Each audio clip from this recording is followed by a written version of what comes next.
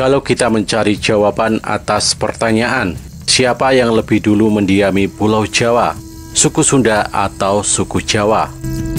Persoalan itu masih menjadi teka-teki yang belum terpecahkan hingga saat ini. Tak mudah mengurai asal-usul yang mungkin telah terjadi jutaan tahun lalu atau sejak masa purba. Untuk memungkinkan mengetahui siapa penduduk pertama di Pulau Jawa, perkembangan manusia purba di Indonesia bisa menjadi rujukan.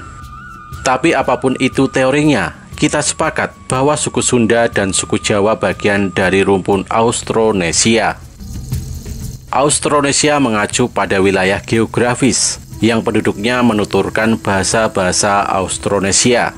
Wilayah tersebut mencakup Pulau Formosa, Kepulauan Nusantara, termasuk Filipina, Mikronesia, Melanesia, Polinesia, dan Pulau Madagaskar. Secara harafiah, Austronesia berarti Kepulauan Selatan dan berasal dari bahasa Latin Australis yang berarti selatan dan bahasa Yunani Nesos yang berarti pulau. Jika bahasa Jawa di Suriname dimasukkan, maka cakupan geografis juga mencakup daerah tersebut. Studi juga menunjukkan adanya masyarakat penutur bahasa Melayu di pesisir Sri Lanka. Kembali ke pembahasan tentang suku yang mendiami Pulau Jawa. Tapi mana yang lebih awal ada di Pulau Jawa, suku Sunda atau suku Jawa? Berikut ulasannya mengenai siapa yang lebih dulu mendiami Jawa, suku Sunda atau suku Jawa. Jejak manusia purba di Pulau Jawa. Penemuan manusia bumi ayu berupa beberapa potong fosil tulang paha, rahang, serta akar gigi manusia purba. Fosil tersebut diperkirakan berumur 1,5 juta tahun atau 300.000 tahun lebih tua dibanding Homo erectus dari Sangiran Sragen yang juga berada di wilayah Jawa Tengah. Fosil Homo erectus Sangiran 17 dan Homo erectus Kul 9 merupakan contoh fosil yang ditemukan di Pulau Jawa. Fosil itu ditemukan tepatnya di Desa Pucung dan Desa Tanjung Sangiran. Kerangka atau tulang belulang manusia purba lainnya terus ditemukan di Jawa Tengah dan Jawa Timur. Di antaranya penemuan fosil manusia purba oleh Eugene Dubois di Desa Trinil, Jawa Timur. Selain juga penemuan fosil manusia purba oleh B.D. Reitschoten di Gunung Lawa, Desa Wajak pada tahun 1888. B. dan Reitschoten menemukan sebuah tengkorak yang dinamakan Wajak I yang berumur Holocene 10.000 tahun yang lalu. Setelah penemuan tersebut, fosil Wajak I yang dinamai Homo sapiens wajakensis. Penemuan lainnya yang dilakukan oleh Dubois di sepanjang aliran Sungai Bengawan Solo di Desa Trinil pada tahun 1883. Fosil tersebut ditemukan di lapisan tanah yang disebut dengan Kabuh Formation berumur Pleistocene yang dinamai Pithecanthropus erectus. Setelah penemuan itu, Dubois mendapatkan penemuan lainnya dari Desa Sangiran Kedung Brubus Pening Mojokerto, area Ngandong, pada tahun 1930 sampai dengan 1940. Lalu pada tahun 1950 sampai dengan 1970 ditemukan banyak penemuan di daerah Sangiran, Sambung, Macan, dan Ngawi.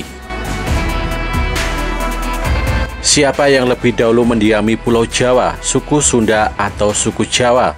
Juga dilihat dari kisah suku Jawa, bahwa nenek moyang mereka mulai berdatangan pada 450 sebelum Masehi hingga 78 Masehi.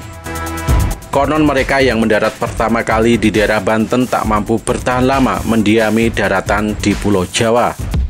Bukan hanya karena ganasnya gangguan dari makhluk-makhluk berbentuk aneh, namun juga binatang-binatang buas. Sekitar 500 tahun berikutnya, penguasa kerajaan Keling yang bernama Brahmaniwati berhasil menaklukkan Pulau Jawa. Kapal-kapal penuh dengan penduduk desa dibawa ikut serta. Mereka dan keturunannya inilah yang menjadi cikal bakal kerajaan Pajajaran di Jawa Barat. Kerajaan tertua suku Sunda telah melahirkan peradaban besar di Nusantara. Keberadaan kerajaan Salaka Negara pada abad kedua hingga akhir abad ketiga Masehi menjadi salah satu bukti suku Sunda memiliki pengaruh besar di Nusantara. Salaka berarti perak dan nagara memiliki arti kerajaan. Kerajaan Salakanagara diyakini sebagai leluhur suku Sunda karena wilayah peradaban keduanya sama persis. Kerajaan Salakanagara bermula ketika seorang pedagang dari India bernama Dewa Warman I yang menikah dengan putri penguasa Sunda Akitirem. Akhirnya dia menetap di Pulau Jawa dan diteruskan pada keturunannya. Pada tahun 358 Masehi, baru muncul kerajaan Tarumanegara yang didirikan oleh Jayasingha Warman pada tahun 358 Masehi dengan obat Jayasingha Warman Guru Dharma Purusa. Penerusnya adalah Purnawarman yang memindahkan pusat pemerintahan dari Jayasinghapura, mungkin Jasinga, ke tepi Kali Gomati atau Bekasi, yang diberi nama Sundapura atau Kota Sunda, bergelar Harimau Tarumanagara, dan disebut pula Sang Purandara Sakti Purusa, yang berarti manusia sakti penghancur benteng, dan juga Panji segala raja. Sedangkan nama nobatnya adalah Sri Maharaja Purnawarman, Sang Iswara Dikwijaya Bima Parakrama, Surya Mahapurusa Jagatpati. Raja terakhir Sang Linggawarman sebagai raja ke-12. Kemudian Tarumanegara diubah namanya menjadi Kerajaan Sunda oleh Tarusbawa, penerus Linggawarman. Akibatnya belahan timur Tarumanegara dengan batas Sungai Citarum memerdekakan diri menjadi Kerajaan Galuh. Kerajaan Sunda berlangsung hingga tahun 1482 Masehi dengan 34 raja. Prabu Maharaja Linggabuana dinobatkan menjadi raja di Kerajaan Sunda pada 22 Februari tahun 1350 Masehi. Dia gugur bersama putrinya Citra Resmi dalam tragedi Palagan Bubat akibat ulah Mahapatih Gajah Mada. Peristiwa ini terjadi pada 4 September tahun 1357 Masehi. Mahaprabu Niskala Wastukencana menggantikan posisi Linggabuana pada usia 9 tahun. Dia membuat prasasti Kawali di Sanghyang Linggahyang atau Astana Gede Kawali. Dia juga yang membuat filsafat hidup Tanjer Najuritan Jaya Dibuana, yang berarti unggul dalam perang, lama hidup di dunia. Wastukencana memerintah selama 103 tahun 6 bulan dan 15 hari dalam keadaan damai. Sri Baduga Maharaja adalah putra Prabu Dewa Niskala, cucu dari Prabu Wastukencana. Dia adalah pemersatu Kerajaan Sunda ketika Galuh kembali terpisah. Kerajaan ini lebih dikenal dengan sebutan Pajajaran. Dialah raja pertama yang mengadakan perjanjian dengan bangsa Eropa, yaitu Portugis. Dia berkuasa dari tahun 1482 sampai tahun 1521 Masehi.